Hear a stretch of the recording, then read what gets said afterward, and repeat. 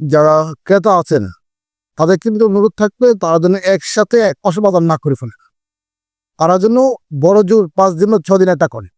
কারণ একসাথে যদি এক মাসে বাজার সবাই করতে আসছে তাহলে অটোমেটিক্যালি বাজারে একটা ক্রাইসিস তৈরি হবে। তখন ক্রাইসিস যখন তৈরি হবে, যেহেতু সাপ্লাই এবং ডিমান্ডের কারণে দাম আপ ডাউন পড়ে, যদি ডিমান্ডটা খুব হাই থাকে সাপ্লাইয়ের চেয়ে তাহলে অটোমেটিক দাম বেড়ে যাবে। এটা যাতে না হয় এই জন্য আমাদের ক্রেতা যারা থাকবেন, বড়দাদা ভাইয়েরা, নাগরিক বৃন্দের প্রতি অনুরোধ থাকবে প্রথমে যে এটা যেন তারা না করেন। তারা 4 দিন 5 দিন বড় 6 দিনের বাজার একসাথে করলেন, এর বেশি যেন না হয়, বিশেষ করে রমজানের প্রথম সপ্তাহ শুরুতে।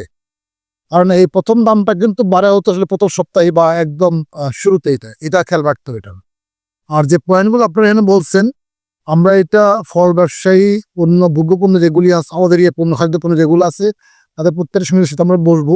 এবং এখানে গুডাউন যেখানে আছে ওটা আমরা খুঁজে বের করবো, মানে রাষ্ট্রের চেয়ে চালাক কেউ না, মানে এটা মাথায় রাখতে হবে। সুতরাং কেউ যদি মনে করে যে গুডাউন লুকায় রাখবে তো গুডাউন কিনে বাড়ি প্রত্যক্ষ আমরা তো জানি কম বেশি নাকি, এটা পারবে না। আমরা চাই আমাদের ব্যবসায়ী অবশ্যই ব্যবসা করবেন, কিন্তু মানসিক কষ্ট দিয়ে না।